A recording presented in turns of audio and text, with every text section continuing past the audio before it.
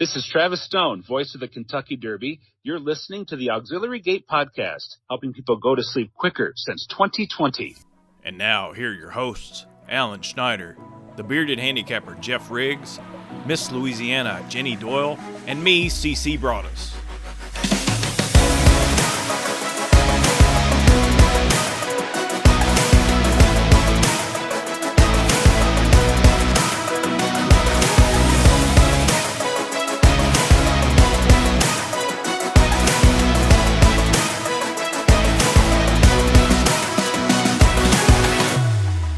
Welcome to episode 232 of the Auxiliary Gate Podcast.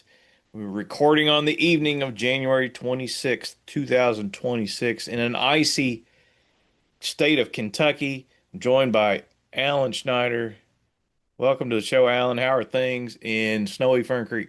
A lot of shoveling, man. I heard people say, "Oh, it's not too bad out there. There's not a lot of snow." That snow was heavy as hell. It's like 15 inches of snow compressed into like 7 with the sleet on top of it. I had to shovel 3 times this weekend, the last couple of days, and that shit was heavy as hell. So ain't been a lot of fun. And I just checked my phone. It's gonna be 0 degrees here in about 3 hours. So not a whole lot of fun around here these days, right? Fantastic. I'm looking forward to that. We're have a whole week of it too, right? Yeah, I'm not looking forward to it. So you're a better man than I am. This snow's gonna melt well into February. Yeah. Yeah, can't wait for that. Bearded handicapper Geoff Riggs is here. He shoveled snow with his beard. That's right. As soon as I stepped outside, it froze. So it just became rigid, and I can do all kinds of things with it now, including shoveling snow. But Alan is right. The sleet is kind of the issue. It makes it pack down and tough to deal with and everything. But I've been hunkered down. I got prepared. I got pizza. I got wings. I got beer. I got all kinds of stuff in case the power goes out. So I've been fine and dandy over here, guys. Beard's going to gain 45 pounds by the time he gets back on TV. Right. Also, Miss Louisiana, Jenny Doyle is here. Jenny, we tried to explain to you off air that this is the highlight of your week. Do you agree? I do agree. Okay. All right. Well, welcome back. How's your weekend? It's been slow, just like everybody else. Little cabin fever. Yeah, I actually got out in it. The road I live on it's an F right now. There's never been a plow on it yet for some reason. And then the main road that I get onto is probably a D. It doesn't look like it hadn't been maintained much. So I got to get out in it tomorrow morning. So that's going to be a little dicey. So I'm a little worried about that, but we'll make it through. I got a 4-wheel drive, so we'll survive. Before we get to our guest, we posed a question. We wanted some user or listener input, I guess you could say. And I asked, does anybody have any questions that you'd like for us to answer on air pertaining to racing, wagering, college basketball, love, and or investing? Now, I'm not an expert in any of these topics. But the panel that I share this dais with is. So I'm going to toss out some questions here. We'll let you guys answer these. Okay? Y'all cool? All right. I like that you use the word dais. I'm impressed. Yeah. The first set of questions comes from our friend Barchy Man. I think we've all met. Yes. Yeah. Tom Barch. Tom's a great guy. Yeah, he's a great guy. Big racing fan from Arkansas. That's true. So shout out to Tom. Let's see what he has to say here. His first question: how can anyone bother watching college basketball or any college sport anymore? Ooh, can I take it? Go ahead. I'll take it if you don't want it.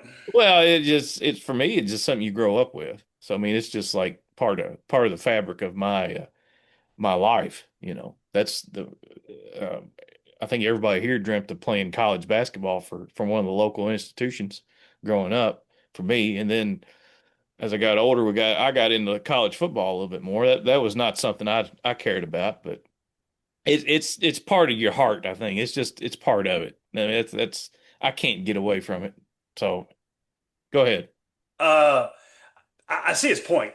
I growing up as again, and you guys know this in this state, you're Louisville or Kentucky, and you argued about it in school. It was a big deal, and you watched every basketball game every day. Every game was life and death. As I've gotten older, but particularly in the last couple of years, I won't lie, I hardly watch college basketball anymore. It's not so much an indictment of the sport; it's more of an indictment of the setup because I am of the firm belief it's come to the realization that God, the regular season games don't matter one iota. You can tell yourself that they do, they don't.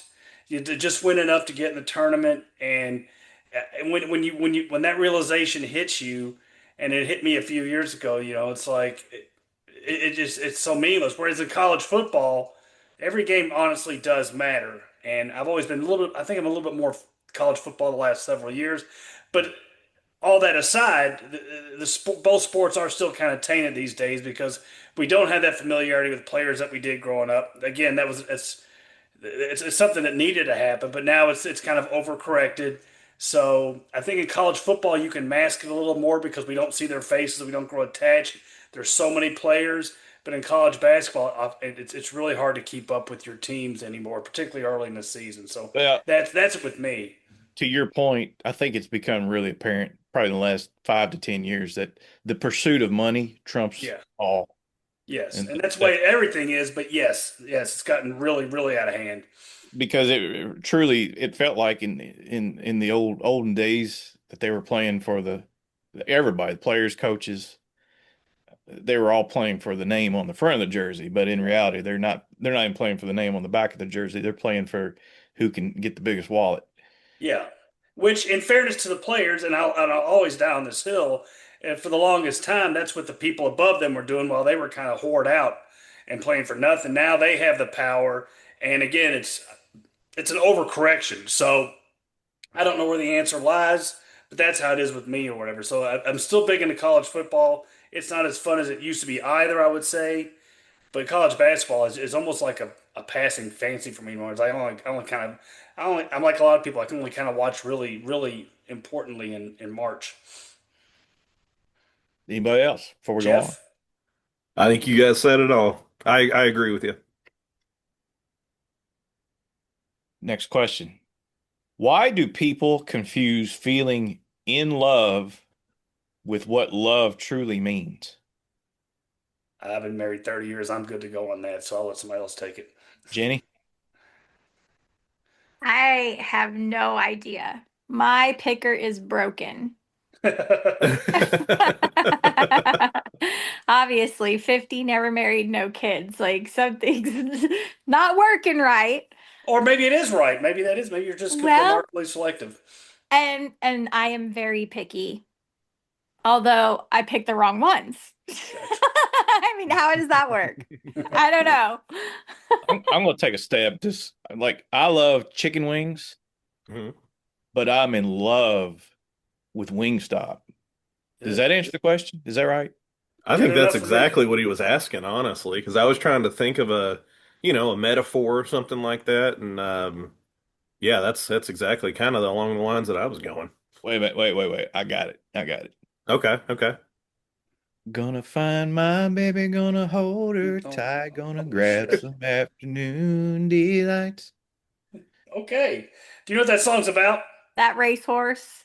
No. Well, yeah, it's funny. I guess, yeah. Burt Bacharach named a racehorse that ran the Derby after that song. Of course he did. Afternoon Delights. Afternoon Delights was a really nice horse too, but I think it's about. It's knocking it out in the middle of the day is what it is. Yes, right. Yes, it is. Right. I was trying to find the right I thought word. you were going to get to the part at the end, CC, where in Anchorman they all do the harmony at the end. We could join you. Y'all didn't chime in. You were supposed to do that. You were still doing the solo part, though. Oh, okay. His beard got in the way. That's what it was. Last question from Tom. Okay. Is anything better in racing in this day and age than 3 7-year-old horses, not geldings, finishing 1, 2, and 3 in a nearly $3 million race? He's talking about the Pegasus World Cup. Yeah, that was pretty cool. That really was pretty cool. I'd say the only thing better would be being Saffy Joseph on Saturday. Right, Skippy Longstocking, and second was White Abario. Stupid, terrible trip. I mean, just wide throughout. and I don't even remember who was third, but Oh, Serrano, right? was Full Serrano third? Okay. Yeah. That was wild. That was wild. Wild race. Yeah. It was great. Skippy had to go out wide. That was wild. That finish almost reminded me of Rich Strikes, where he had to cut out and go around. Yeah. It was yeah, quite a It bar. wasn't as, trafficy, but he did have to get out and around him. And a couple horses that can't get stud deals for whatever reason. Nobody wants to breed these horses, which is funny because they're old warriors and they dance every dance and they've won a lot of money.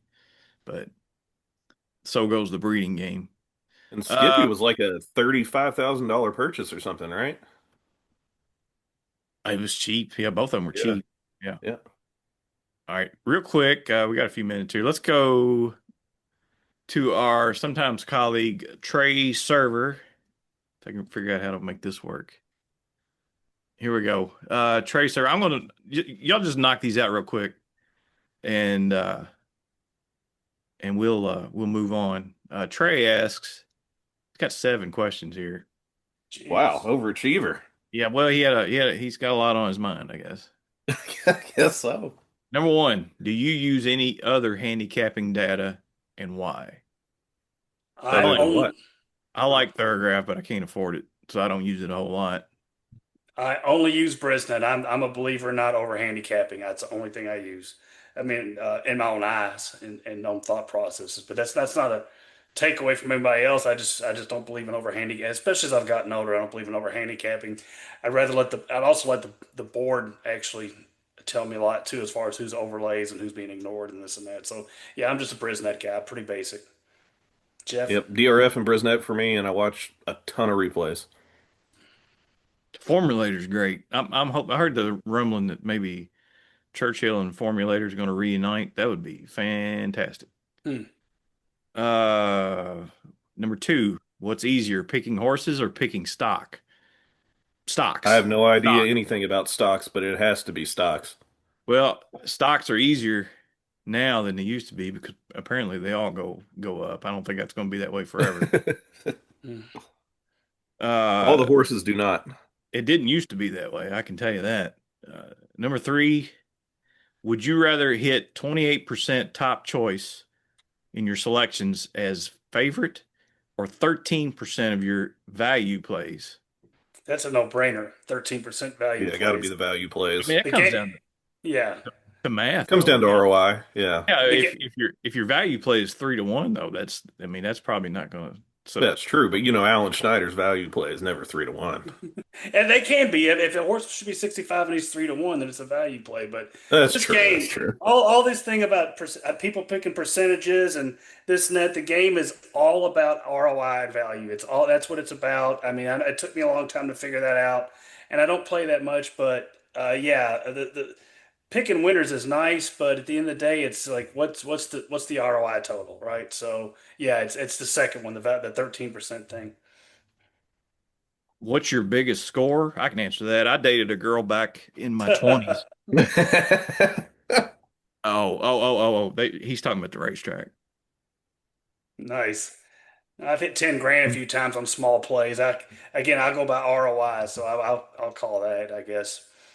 I had a pick four at Churchill for 10,000. It's been a long time ago now. It wasn't that long ago recently, but it's gotten further and further away. Y'all know mine. Yeah. 15 grand or 16 grand. Yep. Turf pick 3 at Ellis Park. Next up, into anchor leg there for Matt Sims, my favorite horse ever. Yeah, I used to think that, for me, hitting for 10 grand was a big deal. Then I got to talking to other guys, like one of Brandon Jagger's buddy. I was talking to him one day, and he asked me what my biggest score was, and I told him I hit for 10,000 once, and he was like, "Yeah, I hit for like 250,000." Yes, but everything is relative, and I go back to what I said earlier. It's like, and then he went on to score for $1 million. That's a good one. Yeah. Yeah. But everything's relative as far as your outlay and how often you play and this and that and the percentage of the hit that you make and all these things. So I always consider that a relative thing as well too. Let's see, what else do we have here? We're not gonna I mean, who's the better handicapper? I mean, I think there's a lot of good handicappers out there. Oh yeah. I mean, Yeah, there's a ton of good Kalo. ones. I think Kalo is good. Chris Using Fack, all those Churchill guys are good. All the Churchill guys. I don't pay attention to anybody else, so Kilroy's very creative. Yep. yeah. Craig Milkowski is a good, really good handicapper. I like him a lot. I mean, there's just on and on and on. There's tons of them. Yeah. Yeah. All right. Everybody's got to answer this. Even you, Jenny. Great. Jenny noticeably disappeared during this. Would you rather have? I got to disqualify myself because I have both. Would you rather have good looks or a good sense of humor? I know the answer to this. Well, all four of us are blessed with both, CC, so that makes it tough for us to decide. Yeah. But if I had to pick one, it would be sense of humor because looks fade, sense of humor stays. I'll just ditto his answer. That's good. Jenny? I would say sense of humor. Okay. All of you are wrong. I'd rather have good looks. Good looks opens all kinds of doors. I don't care what anybody says. I mean, Good it luck. does open doors, but at the same time, if you have a shitty attitude, then you kind of start looking shitty. Girl, preach. That's right. Everybody's wrong. I'm right. I win. Okay, I win this session. All right, we'll talk about a little bit later. We're going to talk about the Kentucky Derby prep races this weekend. But first, let's get to our special guest. Our guest this evening is now a familiar face in the racing world, especially around Kentucky Derby time. Just do a quick YouTube search, and you'll find him doing various bits with all the local media outlets, either giving out selections or tipping Derby guests on what not to bring to the track or what to bring to the track on Derby Day. He does a radio show once a week during the Churchill racing season along with Kevin Kirstein, which in my opinion is a must-listen show. I enjoy it. Guy wears a lot of hats, and we're going to try to learn about a few of them tonight. He's the Senior Director of Communications and Media at Churchill Downs. He's Darren Rogers. Welcome to the show, sir. Well, thank you. Thank you for the invitation, CC and Alan, Geoff, and Jenny. So good to be with you. I love talking racing and trying to get past this. It's 90 when we're recording this. It's of course 96 days until Derby, and I like to tell myself that over and over. Looking at the inches of snow outside my window, it's cold. Looking forward to the spring. I bet you are too. It's unbelievable. I was thinking the same thing. It's like, how in the world are we going to get there to Derby when it's like this? It's just it's like how. I remember I think we had a storm similar to this sometime around, well, it had to be 2010. It was deep March. I want to say it was like March 15th because we were installing the permanent lights at the track. And I was thinking, man, we are like 6 weeks out of Derby and we've got 5 inches of, snow on the ground and they got to finish construction. Luckily at the Downs this year, we don't have any outdoor construction projects right now, just some renovations of some spaces that already exist, the Finish Line Suites, and the mansion in particular. We're also doing some work on we're upgrading the big board outside, which is nice. We got it teamed up with Mitsubishi to replace all the video panels out there. So it should be an improved, and I didn't even really notice other than, a little wear and tear where some lights go out every, a panel goes out here and there throughout the course of the year. But I mean, it's a tremendous view anyway. But so we're lucky with this type of store. It's not really impeding us much, right, in terms of Derby preparations. Before I get into some of these other questions, I want to ask you, what's your favorite? I mean, there's a lot of construction been going on at Churchill over the past several years, probably the last 20 years, I guess. So what's your favorite improvement to Churchill? That's a loaded question. So we just talked about the big board. And that one, to me, I think touched so many different customers. Mm-hmm. I think that's why that particular project I love, because, it really turned, like, if people ask me, with the types of seating that we have right now, I always tell them, try to get something down, in the section, 227, 228, go all the way down to the start of the Derby where the start of the racetrack is. We called that project the Garden Terrace. That was nice. But it's a great spot to view races on an everyday basis, because you get to see, all the action, especially in American dirt racing, all the action starts at the 3/8 pole. So, when they get to the track kitchen, that's when horses are going to start making their move. You can see it better than a pan camera can. You really can, from those types of spots. And then once they pass you by, you can really see who's running. You just glance up at the video board. I mean, that video board turned every seat in the house, including the 26-acre infield, where you could never really see a race beforehand. We used to have the old black and white tubes out there near the mutual lines that you had to go. Yes, that's true. Right? You had to go Yes. try and huddle around. I mean, it's really turned every seat in the house. So I'd say that. I think the first turn and the first turn club are awesome, different viewpoints. And then I'd be look, to me, the unveiling of the paddock that we did for $200 million a couple of years ago. I know there's a lot of old timers. They miss the old paddock. I get that, but I think what we created there kind of tied a bunch of the other improvements that we made around the facility. Just kind of tied it all together. I love the fact that you can, right when you come in through the gate, you can see a horse in the paddock, and you can see the iconic twin spires, which obviously, when we go back to the early 2000s, when you built up the finish line suites and you built the jockey club suites, I mean, that little space there that contains the twin spires, that's the original grandstand that dates back to 1895, and that was built 20 years after the track. The original track grandstand sat where the track kitchen is today, but much like Keeneland, they didn't like watching the races with the sun going down in your eyes, so they moved it to where it sits today. And that's what's a National Historic Landmark, is the grandstand dating back to 1895. So the big board, the first turn, and the paddock, I would say, are my three that just come to mind right off the bat. But I also, like the second floor clubhouse renovation was huge.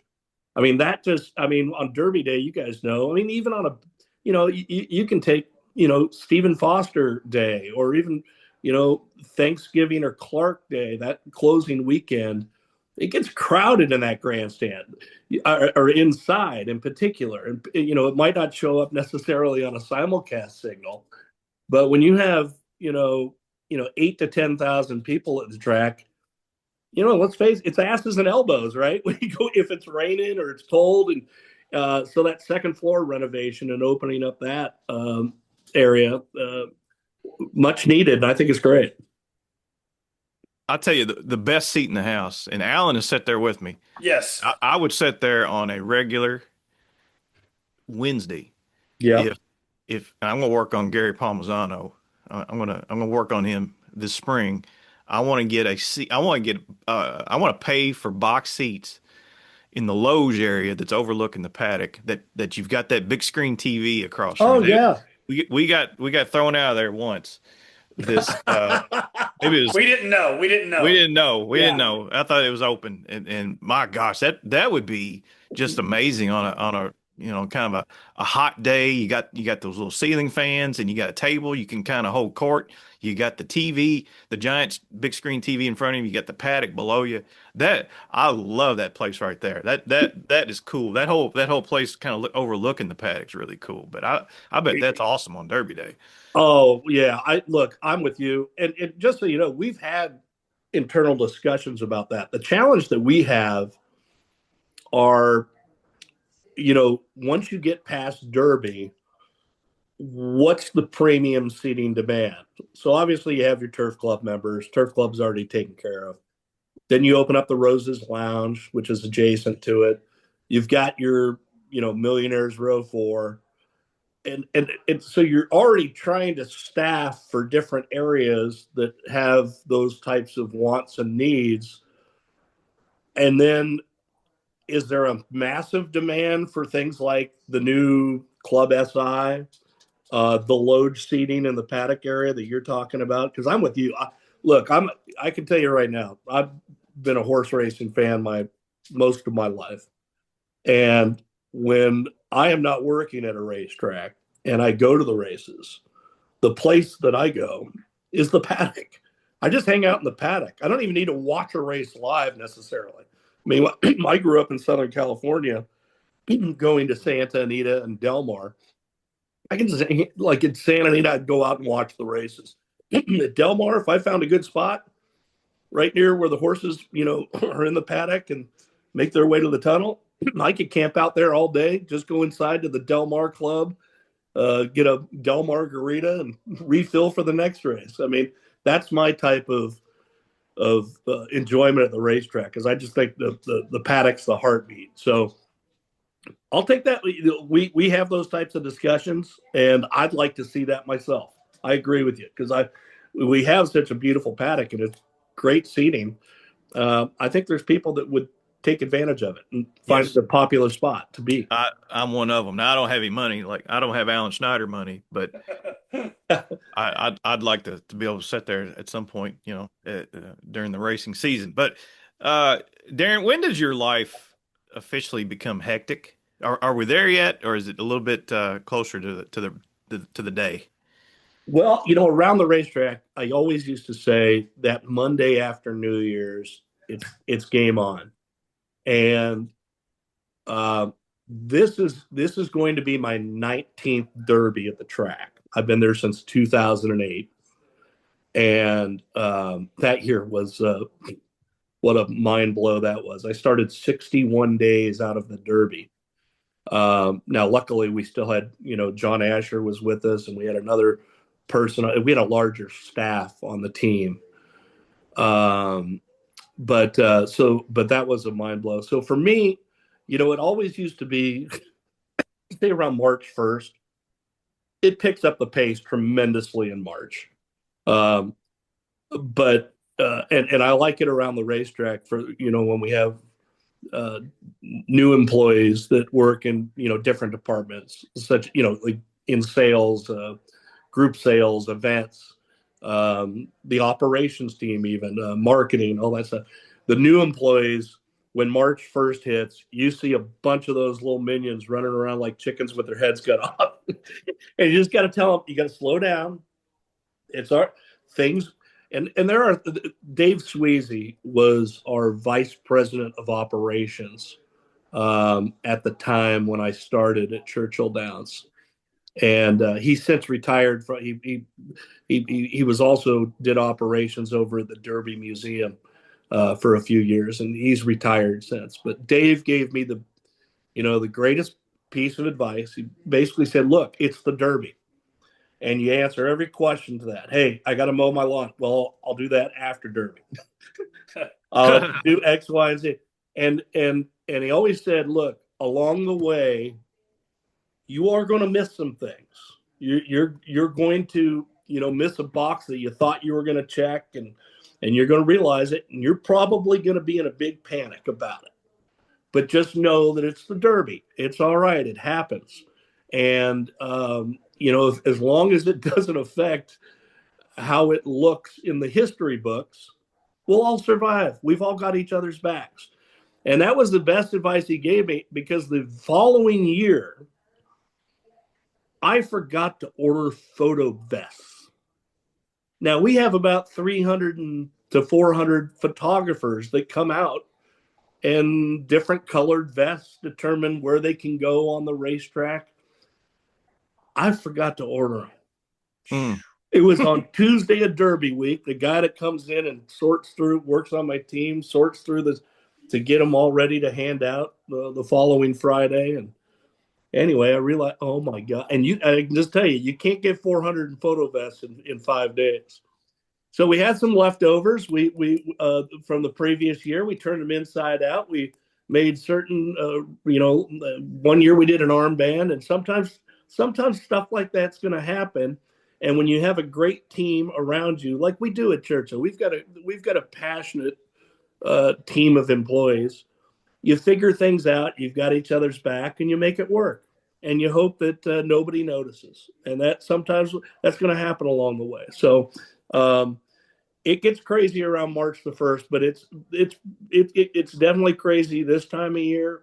But it's not as much for me because I've first of all I've got Kevin Kirstein working with me, and he's been with me since 2017, and we're joined at the hip. He knows what I like. We know what we need to get done, and we make it happen. And the longer you go through that, the more. The less when you have good people around you, you don't have to worry as much, and I don't worry these days.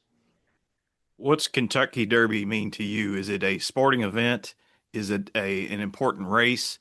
Is it a social gathering? What is it to you? Well, it's everything. It's funny. Before I worked in horse racing, I named my first dog Derby. And the thing I find ironic, she was a female golden. I should have named her, a female Cocker Spaniel. I should have named her Oaks. But look, the Derby to me, I'm a Californian by birth, but I'm a Louisvillian by choice. And I've worked in horse racing publicity now for this will be my 32nd year. And the Kentucky Derby is everything. It's everything in this sport. I mean, you've often heard jockeys and trainers talk about it, where,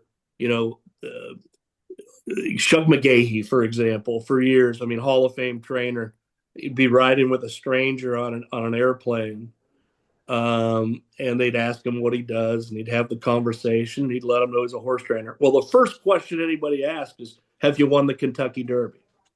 And we laughed about that when he won it with Orb. We said, finally, you can now answer yes, And it's that type of thing, even with people like myself and people who work at Churchill Downs that are team members. The Kentucky Derby is a piece of fabric in this community. And I love that. It's just amplified what my thoughts about the Kentucky Derby even more so, since my arrival in this community, because it's just everybody lives and breathes it. People can't wait. They're starting countdowns now, especially when you got snow on the ground. I got asked that the other day at my local watering hole. Okay, how many days till Derby? We need to know. It's like the light at the end of the rainbow. But to me, I think it's the most extravagant, springtime sports party.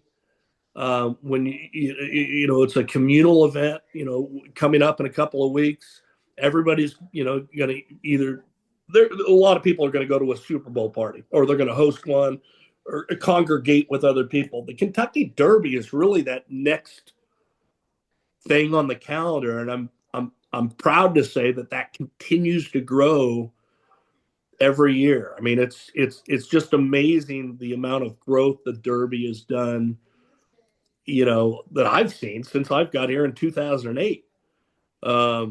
It's just wild. And so, to me, it's an economic driver that's so important for the city, for the community.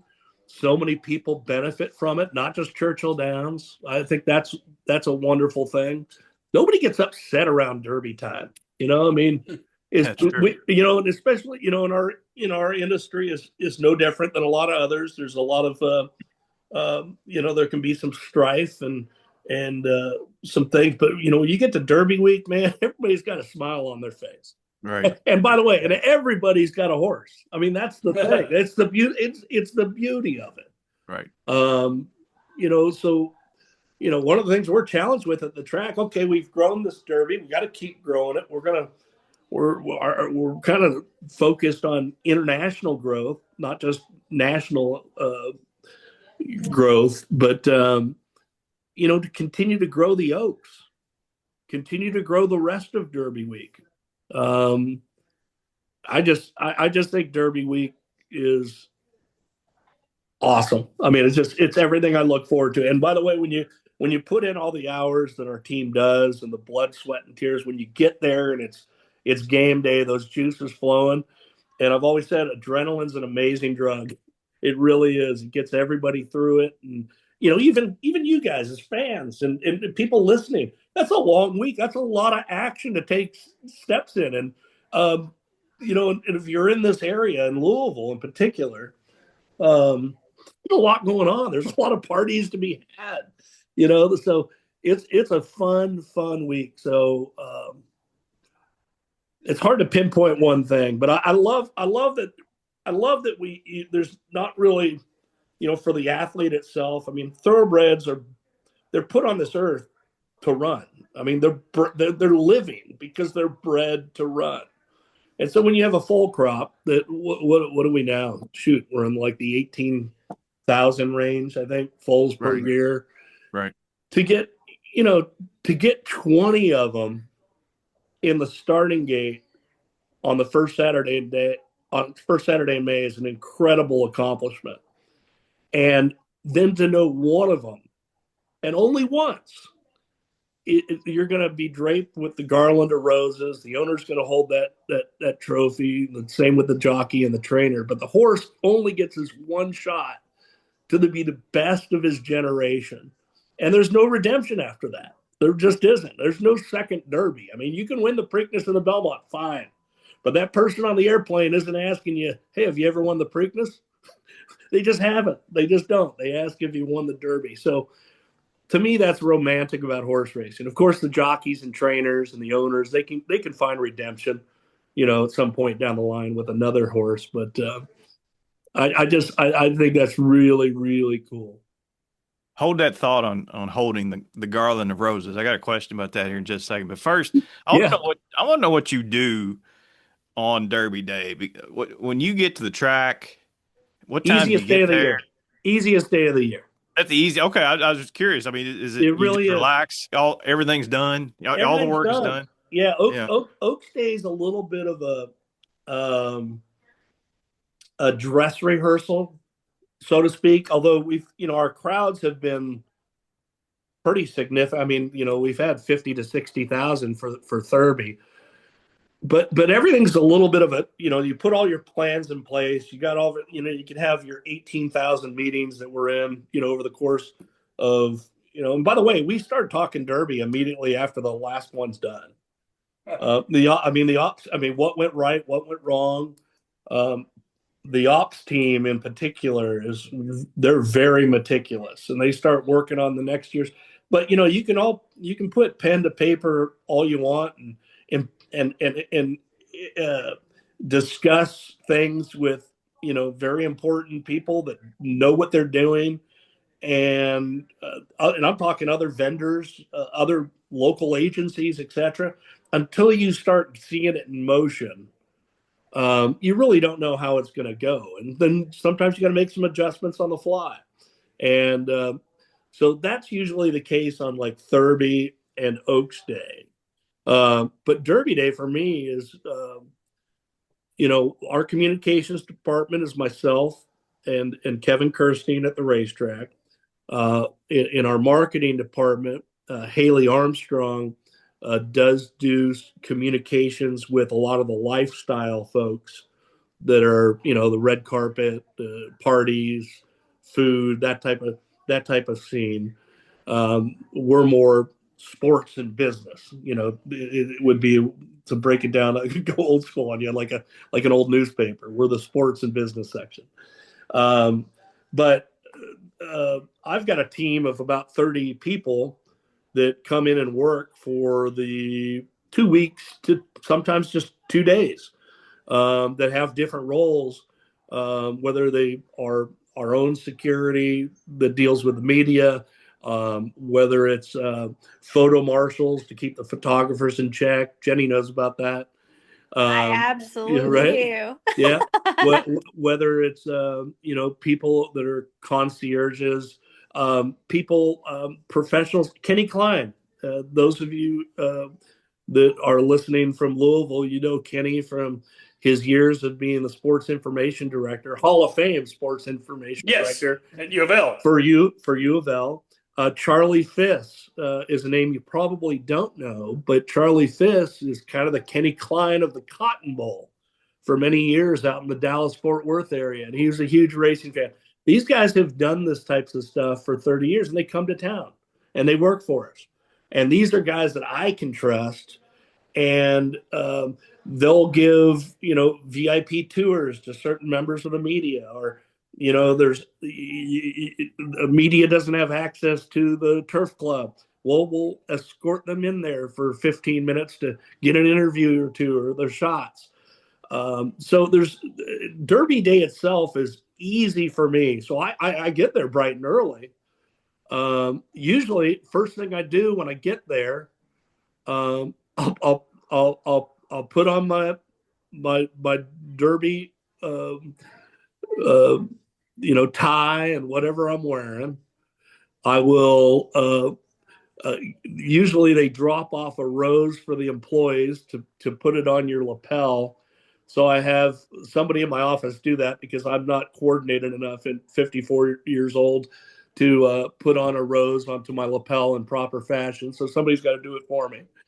But then I actually use the time. That's actually when I sit down and I actually handicap from about 7 to 8:30 in the morning. Just shut the door of my office. Nobody's really bugging you from many things. And that's really the first time I actually get to look at the 14 race Derby Day program from start to finish. I know the Derby from the back of my hand, but the other 13 races, I'm more of just top of line. I know who the stars are. But in terms of me being a fan like you guys or people that listen to your podcast, I'm like everybody else. I like to do my own homework. I don't want to hear from a tout necessarily. This is my version of figuring out like the New York Times crossword puzzle. I'm going to sit here and I'm going to look down. I'm going to figure out my pace scenarios. Who's going to be going to the front? Where's so-and-so going to be positioned? Okay, now who's fast enough? Who's in form? Who can get the distance? All that type of stuff. I will do that with the best of them. But it's just not. I don't get a lot of time in the lead up. I figured you and KK were back there somewhere firing away like the rest of them. I'm glad to hear that. Twin Spires gets burnt out on my phone, but there are certain wagers that employees can't make. We can't. It's a company policy, and it's largely, I think, related to the gaming portion of our company, where they've incorporated some rules. We can't bet anything over the denomination of 5. So, for example, I can play a pick 4, but I can't play a pick 5, or I can't play a super high 5. I can't play the pick 6, but I can play a pick 4, a pick 3.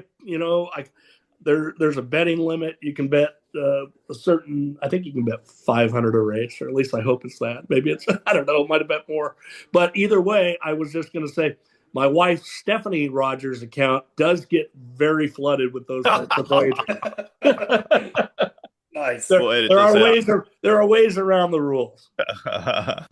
Okay, before I turn it over to these guys, can you retell the story? I think I heard you tell this a long time ago about the aftermath of the 2019 Derby, where maximum security was disqualified. I thought that was a very interesting story. Could you tell us again? It is. I wish you could see me right now because I just put my hands over my face. I have no problem telling the story because I love it, and it's no,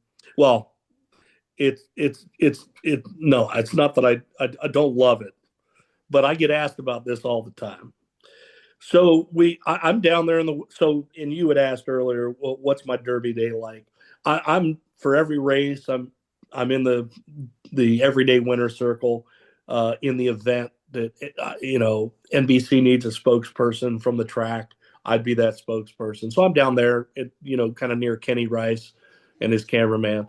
And then for the Derby itself, I'm across the way on the turf course, which is the thing I look forward to every year because the horses come onto the track. They sing My Old Kentucky Home. The crowd does. They sing it to you. it's reverberating and straight to you. I know when you're in the grandstand, sometimes it reverberates with the sections versus man. When you're out there near the Derby winner's circle where Buttleman comes out to play the call to the post, the pagoda, it just puts chills on my arms and down my spine every time. I love it. So I'm out there for that race, and then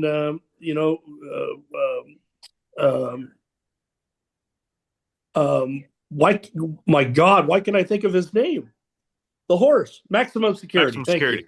Yeah, Thank you. Maximum Security crosses the wire in front, and it was pretty quick for, usually we're overwrought, especially this day and age with a lot of partnerships. You can have 200 people down there in that winner's circle. It was Gary and Mary West. And they were there with probably, I don't know, dozen friends. It was the most manageable winner's circle that I've seen in my tenure at Churchill. And they're over there, and in my ear, I do have an earpiece of the NBC broadcast, or of our racing channel. Another ear I can plug into the NBC broadcast to the production, so I can hear what's kind of going on.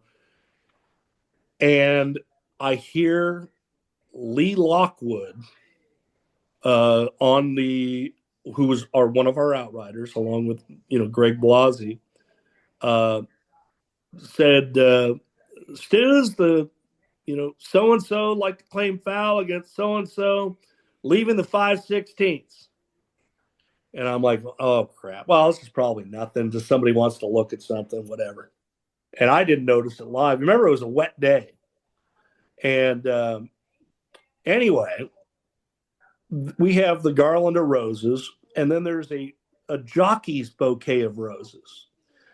Well, I'm not going to throw the person under the bus, but there was, the individual that had the valet, or that had the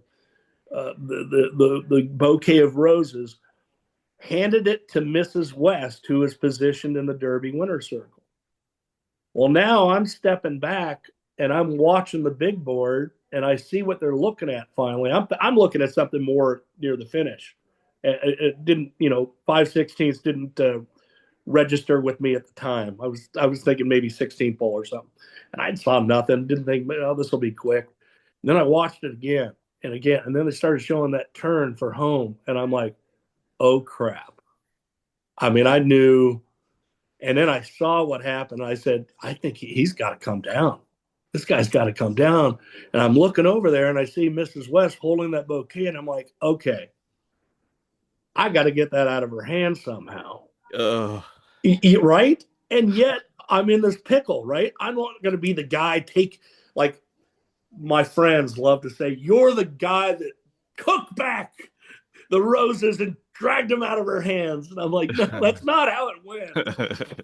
The minute the Travis Stone came over the loudspeaker announcing that there was a disqualification, they looked like pale ghosts. The looks on their faces. And I was standing right in front of both of them and positioned myself in front of Mrs. West. And I said, I'm so sorry. And she handed me the rose. And what I didn't want, I was trying to, and I don't know how it was, portrayed. I know the story's gotten around because I think there was a photograph that appeared in Blood Horse after the event. I don't remember it at the time, but my intentions of that the entire time was to save them from embarrassment, that they already are having to walk back across the track, back across the sloppy track to their seats after their horse has been disqualified in the world's greatest race. And I just didn't want them dragging, a bouquet of roses or anything like that. So that's a simple story. Now, the following year, well, of course, was Authentic, winning the rescheduled September Derby. And we're up there, and Baffert had won his 6th, which tied Ben Jones. And I said, we've got to commemorate this. So from the urns in the Derby winner's circle, I plucked out 6 roses, and they still got their thorns on it and everything. It's brutal. I cut up my hand, but I gave them to Bob. I said, hey, do me a favor. Let's take a picture of you holding the six roses. And he looks at me and he says, you're not going to take them back from me, are you? Referring to Mrs. West. And I'm like, no. So that's pretty much the roses story. But it was it came from a mistake where she was presenting them too early from an individual that, first of all, wasn't supposed to go to her. It goes to the jockey. And then I had to figure out how to get them back the most delicate way possible. That's a great story. I mean, well, it's like I said, it's not a great story because I feel awful for them. I mean, that's just, I mean, it's a great story because it's Derby lore. That's a riveting story. Yeah. Right. Yeah. Well, I got a better Derby story. You want a better Derby story? You want to ask? Absolutely. Yes. Yeah. Well, my Derby lore is something I'm very proud of, and I just love it. And I look back to this day. What if I never made this call? This was going back to my second Derby in 2009. And before the points, trying to keep up with graded stakes earnings.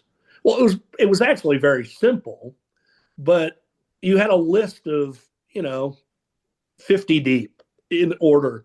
Well, this horse number 4, he's a turf horse. He's not going to run, blah, blah, blah. There were many people that made a lot of assumptions. And on that list that year, about 3 weeks out of the Derby, maybe it was 4, it was somewhere around there. Everybody's publishing the probable field. And I'm like, I just got to make a couple of double checks. And so I dial up, I see this horse mind that bird. And he's sitting on the list at like number 16. And he ran well beaten 4th in the Sunland Derby. Surely they're not coming. So I call up, and we've got an internal computer program and access to different phone numbers around the country. And so I looked up, and remember, we don't know who he is. Benny L. Woolley. And I'm like, I got to get Benny L. Woolley's number. And so I get the number, call Benny up. Hey, is Benny there? No, this is not Benny. I said, I'm looking for Benny Woolley, trainer of my other word. No, this is Chip, not Benny. I'm like, Chip? Yeah. Oh, your nickname's Chip. Yeah, just call me Chip. He said, hey, look, I'm just calling from Churchill Downs Publicity. I'm just double checking what your plans were with Mind That Bird. He says, oh, well, we're planning on running the Lone Star Derby. I think it was like, for some reason, I want to say it was like May 10th. It was a Saturday after Derby.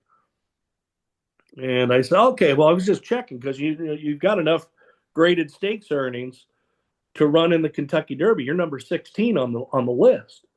We are? I said, yeah, you are. He says, give me your number. Let me call you right back. So he takes down my number. I'm not kidding. It was less than 5 minutes. Phone rings. Chip, Darren's Chip. We're coming. They had no clue that they had enough earnings to get into the Kentucky Derby. And that's so if you watch the movie 50-1, which is it's an interesting depiction of the events that year. Yes. But you'll see the call comes from the very I love to give him crap for this. Comes from the very regal vice president of racing, Ben Huffman. And when they did the script reads and the edits, they said, that wasn't him. It was Darren. They said, oh, we know it was the director of publicity, but we needed it to sound like it was more regal. So Chip and I haven't talked to Chip. I talked to Chip at the 10th anniversary of the Derby. I haven't talked to him since, but we've laughed about that. And just and Baffert has given me crap about it. He says he'd have another Derby if he never made that call. But anyway, it was just that to me. I still to this day go, what if I never made that call? It'd just be so different. And what a great story. I mean, to come from last under Calvin Burrell and to drive across, in the van and stop and work the horse one day, and then get here. It's a great story.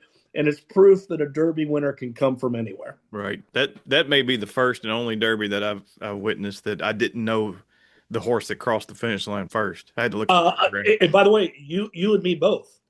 You and me both, because I looked down. I remember I had a binder in front of me, and I'm looking down at the binder, going, "Who the hell just passed me?" I had no idea who that horse was. No idea. And by the way, made that call. I knew nothing about his. I mean, I knew the story. I think all I knew at the time is he traveled here in a horse fan, and the trainer had a broken leg, and that's really all I knew. That's all. It was the third and fourth. What was it? Third time in 4 years that Calvin had won it. Right. That was. I mean, back then that little span, man, it was Calvin's world, and we were living in it. He could do no wrong at Churchill Downs, right in the late 2000s to about 2010. Right. Super Saver in 2010. Super Saver did that, and then it was shortly thereafter he was still riding high at Churchill, maybe 11, 12. But I mean, he was just dominant at that time. Right. Had Rachel Alexandra too, and that was a great year. Yeah. Okay, let's turn it over to these other guys here. Anybody want to take it first? Jenny, you want to go? Sure. So, Darren, as a Kentucky Derby photographer, the week or so leading up to the greatest 2 minutes in sports is pretty hectic with preparations. Yeah. I can only imagine what it's like to be in your position, dealing with the numerous media outlets. Take us through the process of Derby media credential approval. Yeah, well, the good news is it's kind of historical. It's invitation only. We have a good historical base of people that have covered the Derby over the years. We used to credential about 2,200. And then when we had the COVID Derby, where we were reduced to about a third of that, and then we were at 50%, I think, in 21. We just realized how much more manageable it was, and so we're in the neighborhood of about 1,700 credentials these days, 1,600 to 1,700. It's about 250 different media outlets, and we prefer in our setup that rather than me dealing with 1,600 members of the media, you deal with one point person from each outlet. So you're kind of dealing with about 250 different media outlets and trying to service their needs. Depending on our operations team, when they're ready to launch the credential site, we start sending out our invitations to folks. I do like to give people opportunities because I'm a believer in opportunities, especially newbies that try to come out, and they have proven that they are trying to serve some form of journalism in the horse racing community. I think that's important. And the media's changed so much since I first started. I mean, there was no, you wouldn't even, you probably credentialed a handful of bloggers, or those, podcasts didn't even exist back in 2008. Not that I remember. And so anyway, we like to give people opportunities, but also, you've got to have a certain reach, and be able to provide content for your audience. And so, it's what getting those credentials in people's hands. I mean, it's just changed, because we've got different vendors. They pick them up off site. I've got to allocate. We have so many different premium areas around the racetrack these days you don't want to give people full run through the entire building because there are people that pay a lot of money for those types of experiences and to be in those different areas. So we basically it's almost like more of a general admission type pass with access to the barns and the racetrack, these days. And then we do have people on our team that do serve as escorts to those different private areas. So it's a pretty significant big setup. We only of the 1,600, we're only able to seat about 350. So that becomes a challenge because everybody wants a seat. So we can't always make everybody happy, but we're, as I like to say, we're making the right people happy, and they should be happy to be there. Absolutely. It's definitely a special weekend. And I've been lucky enough to do it a few times. So yeah, it's about of that 1,600, it's about 350 photographers these days. Yeah, there's a lot of people in that media room. Yes, there are. We all get very cozy. Yes. Yes.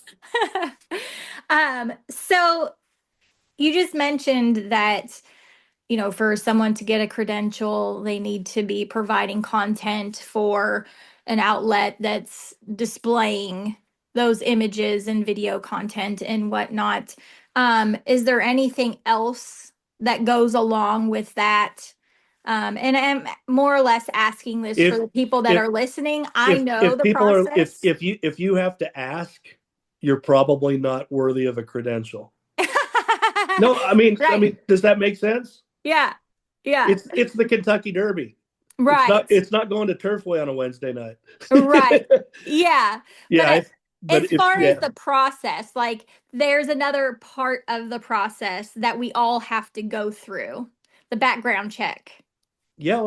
That's standard for anybody that's given special access to a major sporting event. They have these different Homeland Security designates different events in different SEERs. And Churchill Downs we've been a SEER 1, we're SEER 2, which is pretty high level security, especially when you have the number of politicians that arrive. You never know when a president may or may not show up.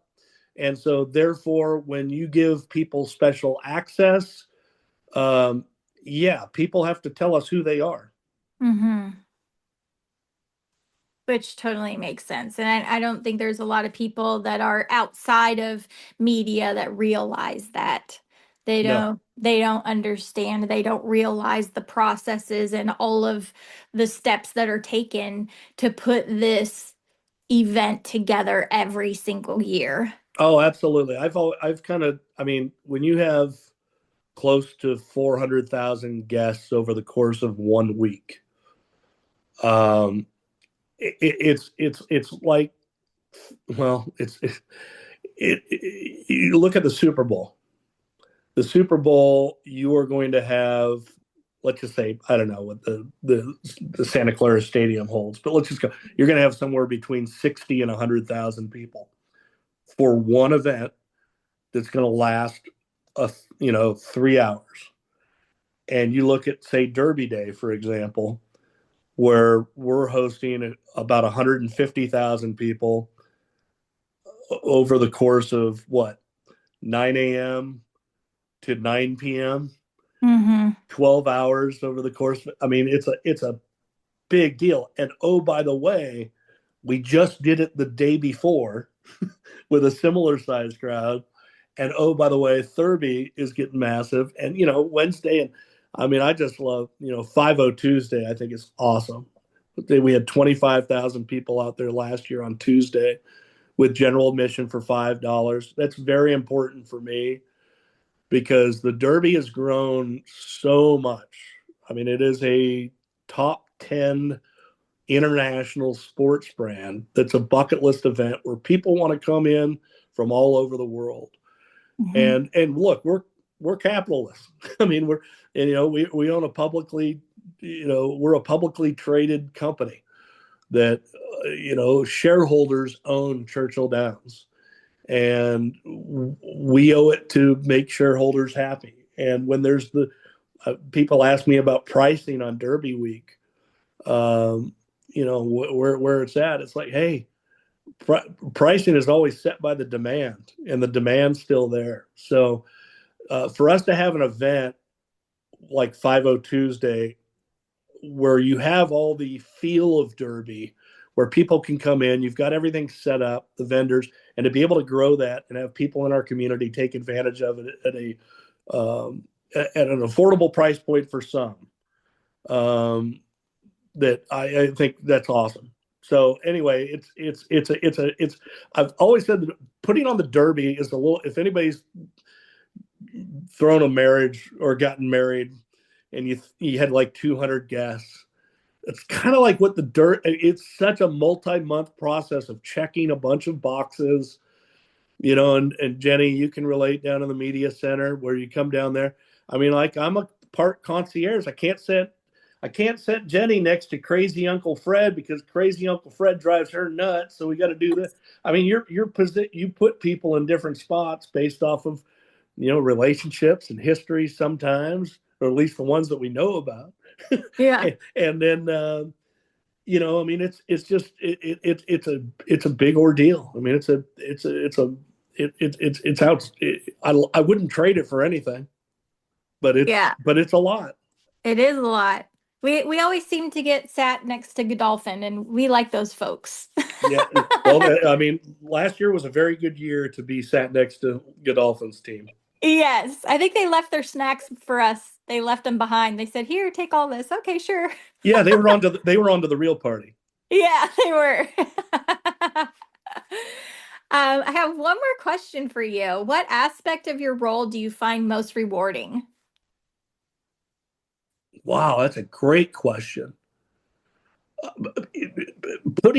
Telling the story of the Derby and getting that into people's hands. I mean, that's my passion. I love horse racing. I grew up going to the track in Southern California. I was kind of a weekend warrior with my father and my Uncle Joe.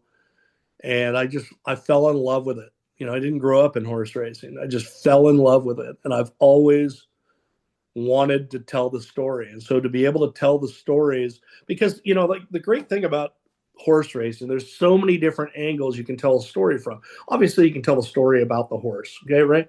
But you have the people that foaled the horse. You have the breeders. Now you've got the obviously the person that bought the horse, the owners, the trainers caring for them all the time, the jockeys riding them. But then you've got, the grooms, the people around the barn. There are just so many different interesting. There's a story in every horse, and I think that's awesome. Yep. Did you grow up around horses aside from the track, or No. no affiliation whatsoever? No, not whatsoever. I remember going to the track, so it had to be, I had to be about 7, 8 years old. I remember when Affirmed was running, but that would have been the year after they won the Derby. Maybe it was his Santa Anita Derby, but it was probably during his 4-year-old year. But I remember Spectacular Bid. I didn't know what I was looking at. You know what I mean? I mean, like Ali Sheba. Ali Sheba is kind of like the first horse I really fell in love with. Because that horse had such a personality. I don't know how much you know about Ali Sheba, but he was that typical, type A personality. If you let horses go into roam around in a paddock on a breeding farm, especially the young horses, all the foals are running around together, where there's usually one that's leading the pack and there's others that are followers. And, you've heard many stories about top horses, from American Pharoah to, other big ones I know that are like that were considered type A's from the outset early on. And Ali Sheba was that. I mean, when he stepped onto a racetrack, he'd stop and look around and watch the other horses go by, and he was like, you don't know who's coming on the track next. And he'd bow his head when his name was announced. He'd rattle it up and down. He just had a personality. He knew that he was the man, and that was the first horse that I really fell in love with. So, no, I didn't grow up around it. I've just appreciated the sport. I'm a massive sports fan. I've grown up. I'm a baseball guy. You're a Dodger fan. Massive Dodgers fan. It was, don't hold it against me. I don't. I'm from LA. Hey, remember, folks, they were bankrupt 15 years ago. We were the laughing stock. We were the team that could never go over the top. So yeah, we've got the riches right now. But I'm a massive sports fan, and so horse racing, is very romantic because you are judged based off of your W's and your L's. Mm-hmm. And the same with us with horse players. And the thing I could go on a quick rant about. But I hate 1, 2, 3s. Like, who do you like in the race? And you're going to give me a 1, 2, 3. And like touts, when they're selling tout sheets, they're going to count the third place horse as a win, but it wasn't a top win, blah, blah, blah. And it's like, look, we're judged by W's and L's. It's about the bank account when it's all said and done. If I start with 200, if I come back with 120, I took an L. I had an expensive hot dog that day. You know what I mean? It was just, some days you win, some days you lose. That's the romantic part about horse racing is all the winners are judged by their wins, and not by their losses. So anyway. Well, Geoff, do you want to pick up here? Absolutely. Yeah, I got 1 or 2 things for you, Darren. I'll turn it over to Alan here soon, but appreciate you joining us tonight. This has been awesome just listening to you. I like reliving the Derby stories and everything. And, you say that Derby Day is the easiest day of the year for you, but I have to brag on you and your team a little bit here because I've seen you guys in action the past couple of years, having the privilege of being on the Derby Notes team. And you guys are a well-oiled machine there. People come through with all kinds of requests and questions and on race day that are kind of crazy sometimes. Can you think of any particularly off the wall Derby Day requests you guys have gotten? Well, I've been asked. I mean, I'm not going to rat out the member of the media, but there is a member of the media in town who annually requests on Derby Day whether or not he can go up into the Twin Spires and watch the race from there. And that's a hard no. Right. It's not. But he's persistent about it, though. He's persistent. I think it's more of a running joke. We used to have a member of the media that would ask, and I appreciate your comments, by the way, because it's good to be, it's good that that's noticed. Because our team is a well-oiled machine, and they know what they're doing. But it's pretty impressive what you guys deal with. But that's what happens when you have consistency, right? Mm-hmm. I mean, you've got the same people. We know who the difficult ones are. Right. It's not your first rodeo. No, it's not our first rodeo. But there was a member of the media. He's since retired, but he would come into the office right around the Woodford Reserve Turf Classic and would say, and check with our team to make sure if are we going to be printing charts of the order of finish this year? and our team member, Gary Yunt, I know Gary. Uh-huh. Gary has been with the church in some fashion. He used to work with the Lexington Herald Leader. Mm-hmm. But in some fashion, he's either covered the Derby or worked with our communications team at Derby since 1976. Wow. And Gary looked at this reporter and said, well, let me see. It's an even number of years, so yes, we will do it this year. That was his answer. That was a great answer to the chat. Yes. Man, that's funny. Yeah, I don't have anything really. A lot of those are like, I mean, I'm not trying to draw an analogy to someone who I respect the military. So to me to even draw the analogy is unfair to them. But, sometimes working these derbies is a little bit like coming back from a tour of duty. There are some things you want to remember and some things you don't. Sure. Yeah. Yeah. I Absolutely. try to put some of Absolutely. those out of my head. Yeah. No, I Yeah. understand for sure. Yeah. Well, Yeah. you guys do a good job of triaging those things. Yeah. Thank you. Going back. Yeah. Going You know back what to. you know what I've said. Going to a little bit what you said. The derby is a lot like juggling with about Yes. 8 balls in the air, and you're hoping they don't fall. That's really Right. that's what hosting the derby sometimes like. hmm Yeah, no, that makes a ton of sense. Going back to one of the things you were talking about with CC earlier, you were talking about how Churchill's always working on new projects. Yeah. How does Churchill Downs balance having the tradition of having the most, famous storied racetrack in the world, as well as modernizing that at the same Well, time? Like, I feel like that has to be kind of a tough balance. it's a very delicate balance, and it's one of the things I'm proud of with the projects that we've done. I mean, we've invested, I think it's north of 650 million dating back to Wow. 2010.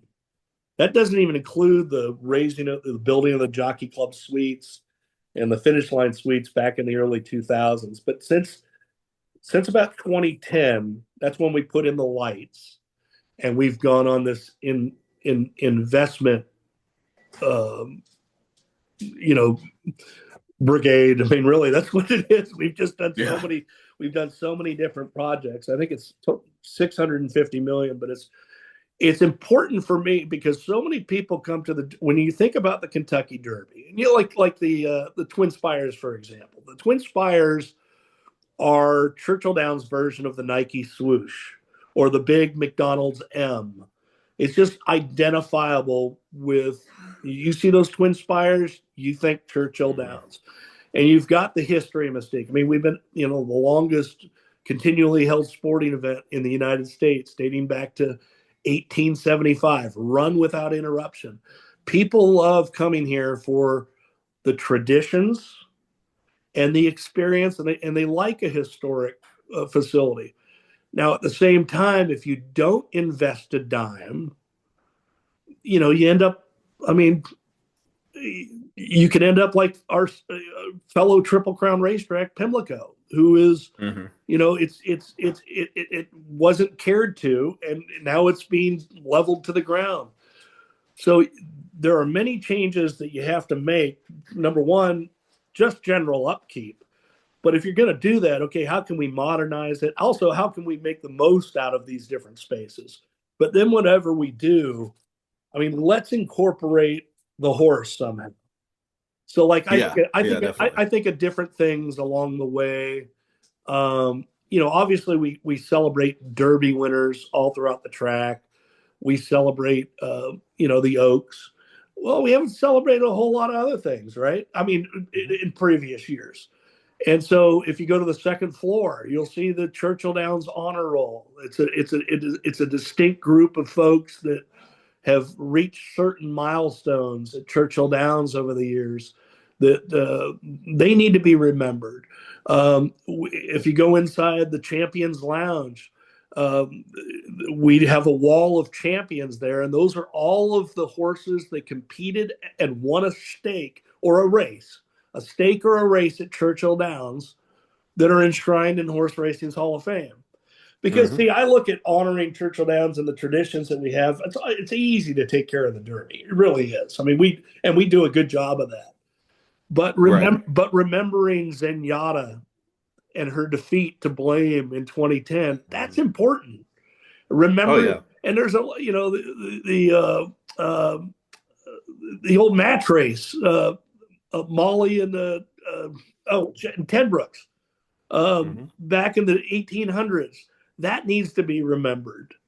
Anyway, there are so many different things, and we put those different touches to remember where we are, but it is in a modern place. So I do, and a lot of it's simple artwork of old historical photos, and it's great. I don't know anybody that doesn't like to look back at those. Yeah, I mean, exactly. you show me an old black and white of Churchill Downs, whether it's the 60s or the 1920s. I think it's awesome. I love it. Yeah, yeah, I do too. That's what it's all about, honoring the past while looking to the future. So I think that makes It, a lot of sense for sure. yeah, but every project we do, that especially, I'm going to say when you're renovating a space, for example, it's hard to do it in the parking lot, but the different rooms that we have, it's just got tremendous nod to horse racing's past. Yeah, yeah, for sure. All right, well, I'm going to kick it over to Alan for a couple questions here, but I appreciate you, Darren. You got it. Thanks. I got one, just one for you, Darren. What you got, Alan? So I am a overweight, middle-aged man. I'm almost 56 years old.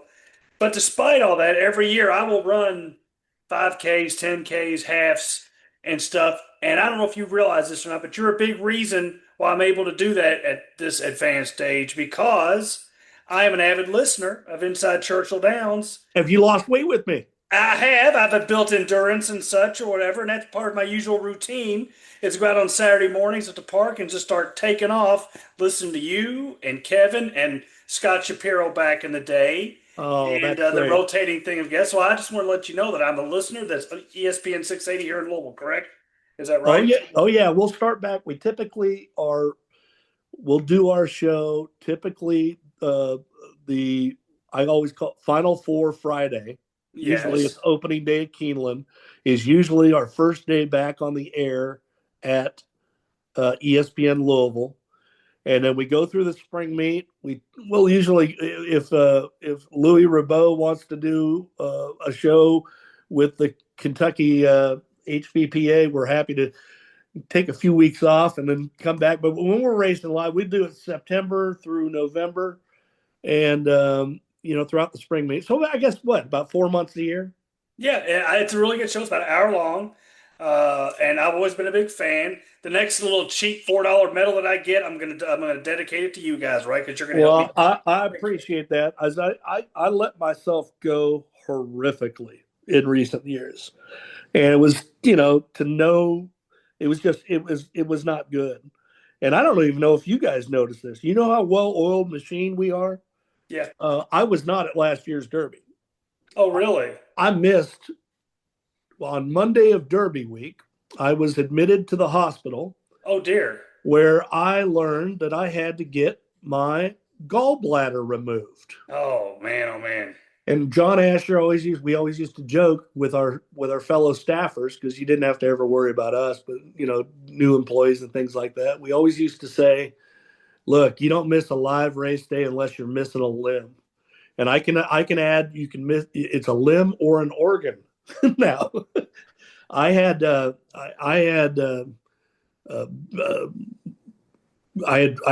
gotten so much overweight that I was actually doing keto and had lost about close to 30 pounds. Wow. by Derby, which was great. I needed to, but with all the fatty foods that you kind of eat with the nothing but meats and some veggies here and there. That wasn't good for me, along with stress and along with, they said, sudden weight loss, stress, and something else. It was like the perfect storm for me. And so I had my gallbladder removed on Derby week. And that was, and Kevin Kirstein held down the fort along with all the remarkable team member that we had. And I have since continued to lose weight. I am now down 67 pounds. Congratulations. That is fantastic to hear. That's awesome. I did not know that. Yeah. That is wonderful. Yeah. That's a big W right there. That's a big W. Well, fitting back into the old clothing rotation is a big W. That's true. That's a big savings. It's not easy to dress a fat guy at Derby week. I can tell you that right now. Well, see here. So this year when I start training for these races, why don't you come with me? I'll listen Inside Churchill Downs. You can listen to this podcast. You'll fall asleep halfway through listening. No. I'll be entertained. I am smart enough. I'm smart enough to not make a commitment like that. Gotcha. I got you. But I appreciate the invite, and I will. I'll take it under consideration. Post Derby might be much better to try running again. Well, I just wanted you to know that I do like the show. I appreciate that, Alan. I'm very particular about what I listen to horse racing wise. There's a lot of stuff out there I don't really care about, but your show is one of the ones that I do listen to. So I just wanted you to know that. Okay. Well, thank you. We're hoping to approve it. when we first started, we did the show back at the station, and we were on Saturday mornings, and now we're on Friday evenings from 6 to 7, which is I think it's very important to be on during drive time. And I've received more feedback from people around town since we moved to Fridays at 6. But we've gotten away from having guests like trainers and owners and jockeys on, which I think are very important because a lot of them, they're eating dinner at that time. It wasn't the most convenient time. We record the show now in our office, and we've just got some editing equipment, so we can grab trainers on as guests anytime we want. They don't have to be beholden to when we're recording. So I think we're going to improve that show because, like I was joking earlier, and I'm not a big tout guy. I'm a big let's talk the race through and agreed and see who we can we narrow it down? Is this guy interesting? Why is he? Why isn't he? Just to get different feedbacks, but to be beholden and live by, I love the 3 in the third race. It's my best bet of the day. I mean, it gets a little boring to me just because I'm a guy who I like to handicap myself. Now, I love talking racing, as you can imagine by me rambling on, but I love talking about a race. And however anybody gets there in the end, it's all about cashing a ticket. And if we can try and provide some sort of information that might not be in a past performance line, to me, that's what's important, because everybody can read a program, everybody can read a past performance line, but I think these types of shows become more interesting when you have educated guests and people that are just wanting to talk through a race and that type of thing. Well, so with that in mind, I'll nominate CC Broaddus and Geoff Riggs for your guests because they're the epitome of that. So keep that in mind. I'd love to have you come on down to the office. We record them when the new season starts. I nominate those two guys. That sounds like a good idea to me. So. We'd love to have you. Thank you, Darren. I appreciate it. I'll let you CC take over. You got it. Hey, back in the old days of the show, of the ESPN show, I was actually a guest of Ed DeRosa's. Oh, really? Oh, in the fill-in days. Yeah. Was I? I think he went through like 33 people before he got to me. No. And I give you credit. The show's gone really well since I was on. So congratulations. That a boy. Hey, no, we need to have you back. Last couple questions here. Yeah. You compile the list of Derby points, right? After Derby prep season, right? You do that. That's I greatly appreciate that because I refer to that a lot throughout Derby prep season. So yeah, on X you can find it at Derby Media, and I send it out to the media, usually faster than the chart is finalized. But yeah, it's good. We like to get it out there as soon as possible, and it's fun. It's a fun follow, man. I love this time of year. I mean, anyway, I could go on a rant about young horses and the promise of young horses. I just love it. There's a couple of Derby preps this weekend, although I got a feeling one of them's not going to run. Yeah, they're going to be challenged by the weather. Yeah. But is there a horse in one of those two prep races that you may have your eye on, maybe like a Cannoneer or the McPeak horse, Liberty National, or is there one that hasn't come up on the radar yet? What's on your mind in this January? Yeah, well, you mentioned him. Cannoneer is the one that I'm most interested on. I was just trying to pull up. I thought I snapped a screenshot the other day. Yeah, of all the horses that are in it. I'm looking forward to seeing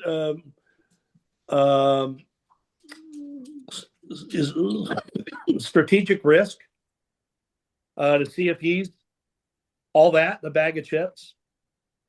You mentioned McPeak and you mentioned Liberty National. He's not my kind of horse today, but I respect Kenny. And I mean, Kenny Kenny has said all along he thinks he's got 3 Derby horses. Now I always, the old lore back with horse. If you think you got 3, you don't have 1. But I mean, he's said, between Liberty National, Universe, and Blackout Time. Yeah, of course, Blackout Time. I texted with Kenny the other day. If he hasn't already recorded a workout that I've missed over the weekend, he could be working as early as this week or next. He is galloping at fairgrounds. That's good to know. We were talking about him last week, and where he was on his progression. Yeah, Kevin Kirstein and I also put together the Derby future wager fields, and it's pretty easy to do kind of 1 through 15, maybe even once you get to around 20 and up, there are so many horses that look the same, that are here and there, and just sometimes promising maiden winners, and so and we got to look at it as like, who do we think is going to take action? I'll tell you what, in my 17 years of doing this, last time, man, we whiffed on Golden Tempo. We just flat out whiffed. We didn't use them among the 39 betting interests. And we had 5 horses in the LeCompte. And by the way, we had we completed the trifecta on the rear end of the race. But we had 5. We wanted to use Golden Tempo and not Crown the Buckeye. But Crown the Buckeye was the 5-2 morning line favorite that had us scratching our heads. We just, and the difference between Golden Tempo and Mesquite being used was Mesquite had his second out and won around 2 turns, whereas Golden Tempo was trying 2 turns for the first time, even though he was keeping the services of Jose Ortiz, who rode both horses. That said a lot. But anyway, you can get caught with a bunch of these. But going back to McPeak, he likes his 3 horses. Cannonier's the one I'm looking forward to. When he ran in June at Churchill, I always joke around in the springtime. Hell, you can get it in September in the fall. There's always one horse on the backstretch that you get a tout on, and it spreads like brush fire from coast to coast about this horse can run. Well, last year was Sandman. He was like and I jokingly called him Secretariat 2.0. But Cannoneer was Secretariat 2.0 when he made his debut back in June and ran 3rd. He kind of broke a step slow, and then he didn't have any punch. To me, he ran like he bled that day. And, the young horses don't use Lasix. But Cannoneer, when he came back on closing weekend, I mean, I just thought that was absolutely sensational. And I'm looking forward to seeing what he does around 2 turn, because we can get excited about a lot of these horses. I've said this on our show a lot and on our different podcasts that we do, inside the Kentucky Derby. That's going to be starting up next week. You can get that on all your platforms. And Kevin Kirstein and I usually do a review of the previous week, and then a horse-by-horse preview of the horses running in the stakes that coming weekend. We'll start that back up. But I say often, I don't think people really understand how much of a difference, unless you're sitting atop the grandstand at Churchill Downs, the difference of 3/16 of a mile. And it's huge. It's the length of the stretch. And so when we get excited about these horses that have gone 1.16 you just remember in the back of your head when you're seeing these. And by the way, I have Ted Noffey is clearly the horse to beat. But when I look at his breeding, I'm not crazy about 1.25 miles. Right. I agree. So I'm a little suspect there. But clearly he's shown that he's dynamic at 6, 7, 1.16 He is dynamic. Can he be as dynamic when the distances get longer? Those are the questions I think people need to ask when they're looking at these horses from a long-term perspective. When you're looking at this race, the races that may or may not be run this weekend, look at the horses that you think are they using this as a stepping stone to bigger things, Are they good enough to beat that field, even if they're only, say, at 80%? Or is there another horse in this race where its Derby is today? I thought that was. I'll be honest with you. I thought that was the case with Mystic Dan when he won. He won. It was the Southwest, wasn't it, that he won by open legs in the slop? Right. You're right. Right. Yeah. I thought that was his Derby that day. I did not think he'd be able to replicate that. I thought that was, it was guns a blazing. Let's go on the front end. Let's get the big pot down at Oaklawn right now.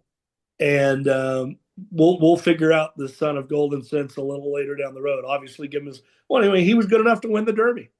He was good enough. But there are some horses that their Derby might be this prep race, and so look at them independently. And then if you're in the future wager game or just wanting to feel like you're smarter than others, look at horses and their long-term growth based off of their breeding. All right. That sounds good. So yeah, we'll be keeping a close eye on those races this weekend. But you know who one of those horses, for an example, for me is? I'll just give you. Now, forgive me. I don't know if he's sidelined or not, or maybe he's galloping and training soon. He was in training down at Fairgrounds, and you guys will remember this horse. To me, he's a pig list type of horse. Okay, Tagermean. Tagermean for Steve. I know Tagermean. Yeah, he kind of looked like a professional maiden. Yep. I think this horse has some talent, and I'm going to be interested to see when he goes around 2 turns, and maybe I'll get rewarded for it. But if he returns back to the work tab, that's a type of sneaky horse I kind of like, because I think, a Sunny into Mischief out of an Empire Maker mare, I think he's going to get better as the distances get longer. So I don't know. That's kind of a pig lister that could possibly turn into somebody that might be better as the distances go on. Who knows? You might get 300-1 on him in Vegas. Oh, I will. I'm not that stupid. Sorry. And it's my other last piece of advice. The horses that don't have a work pattern, it's okay to get it through Super Bowl. It's usually the first week in February. Now we're running the Super Bowl later. But if these horses haven't breezed by, say, 11, 10 weeks out, they're not making the Derby. Right. I think Sovereignty really got a late start last year. Maybe Journalism too. A lot of them do. A lot of them, I've noticed that the ones that had the stiff 2-year-old campaigns, usually performing in a stakes race and maybe even the Breeders' Cup, they're put on the shelf and they're usually not brought back until that first week of February. So don't panic if you see a horse without a workout just yet. But once you get to beyond that, boy, you're going to be up against it to make the run for the roses. Well, Darren, you've been on our bucket list for a long time. We've wanted you on here for forever. Well, thank you, guys. We've crossed one off the list, and Darren, we greatly appreciate it. Good luck this Derby season. I know you'll do a good job, but we're glad you're here and hope to see you soon. Oh, I'd love to see you guys, and like I said, I hope you join us on our show, and I'll be listening here. All right. Sounds good. This is Darren Rogers, Senior Director of Communications and Media at Churchill Downs. Okay, let's talk about these aforementioned stakes races. I guess we really don't want to talk about the Southwest a whole lot. It really did turn up an interesting field, but I got a feeling that Oaklawn's not going to go this weekend because of the cold weather. And I'm looking right now, my temperature here on my computer says 2 degrees. So it's warmed up. It's awesome. Warmed up, yeah. Yeah. Heat wave. Yeah.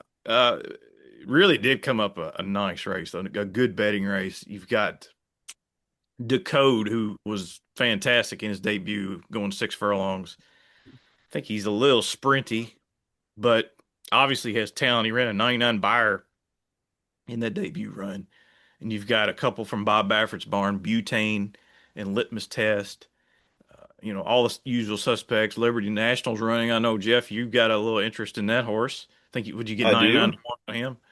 Mm-hmm. Yep, I think it ended up a little short of that, maybe 9 to 1, but I'm happy with it. I'm happy with the price. I'd just like to see him run well. He doesn't have to win this race, but just, give me something to build on here that gives us a chance to get to the starting gate there first Saturday in May. Strategic Risk is in here. This horse reminds me a lot of Sandman, who's kind of gotten better with each and every start. Right. And now he's peaking. The problem is he peaking too soon, kind of like Sandman did. But uh, well, Sandman won the Arkansas Derby, so that maybe big shoes to fill for this horse. But he's got a lot of foundation coming into this, so expecting good things from him. Cassie's got another one in here. Mark Cassie has Silent Tactic, who was second to Strategic Risk in the Smarty Jones. So really good race, full field here. Anything else? Anything else you want to add to this? I got to shout out the rail horse here too for Reclamation for Chris Davis and Showdown King. Shout out Matt Wiley 77 on Twitter, and I know they've been high on this horse since he was very young. He's really coming into himself. I thought the number was maybe a little light last time on that January 3rd race. So that was a really visually impressive maiden win that day. So that's just one of the horses I think can step up and maybe surprise at what should be a big price. He might be the longest shot in the field, honestly. Okay, let's go somewhere warmer. We'll go to a Gulfstream Saturday for the mile and 16th Holy Bull. Mile and 16th, another good field here. Of course, we've already talked about Cannoneer. It was very impressive winning his maiden late in the Churchill Downs fall meet. Now, Bafford's also entered Butane here. Interested to see where he'll go. You've got. I saw today on Twitter that Butane would not make the flight to Gulfstream, so they were like still considering the Southwest if weather permitting, but I don't know if that's confirmed or not. I just saw a report of that today. Okay. All right. Interesting. Pletcher's got a horse in here, but not this time. You probably put that one in the winner's circle the way not this time's going. Incredibolt for Pin Oak. Of course, that was impressive winning the Street Sense, and they gave him a break, and now he's coming back here. Probably maybe a wise decision. We'll see. But all eyes on Cannoneer, I would think. That's where my eyes are. Absolutely. I think he's a superstar. I bet him at 24-1 in pool 3 for that future wager, and that's a shorter price than I usually take. And we'll find out this weekend if that was a good wager or not, I think. That pedigree looks familiar. Catch the Moon. Is this the half brother to Gervin? And was it Midnight Bourbon? Maybe. Let me check this. I'm not sure about that. Remember, Sounds right. I'm gonna say it is. That's Anyway. right. I don't even care. I don't even care. But yeah. So Either way, that's a pedigree that should have absolutely no issue going 2 turns. Is my big thing. Here we go. I found it. So the Cannoneer is a half to Cocked and Loaded, who was a nice horse for John Hancock as a baby, and I think wound up in the Ravelli barn. And of course, Gervin, who won the Haskell. Yeah. Midnight Bourbon was a nice horse. Won $3 million. Was Midnight Bourbon too. Nice. Yeah, Asmussen, and then Pirate's Punch, who I think was that a Grant Forster horse? Yes. Back in the day. Yeah, that horse won almost $400,000 too. So yeah, that horse has big footsteps to live up to. Yep. But I got a feeling he can do it. That maiden win at Churchill on closing day last meet was just one of those wow moments for me. We're watching it live. I was just like, this is a nice horse right here. Right. Now, the downside is I'm not sure he beat anything in there. But I don't think it matters. I don't think the other horses in that race mattered at all. The way he galloped out after that, it's just like he's just going to run as long as they want him to. Yep, he just ran them off their feet. Mm-hmm. Okay. Anything else you want to talk about? I'd say that's plenty. That's plenty. Okay, sounds good. On behalf of our special guest, Darren Rogers, Alan Schneider, Geoff Riggs, Jenny Doyle, and a cast of thousands, I'm CC Broaddus, reminding you that gambling money ain't got no home.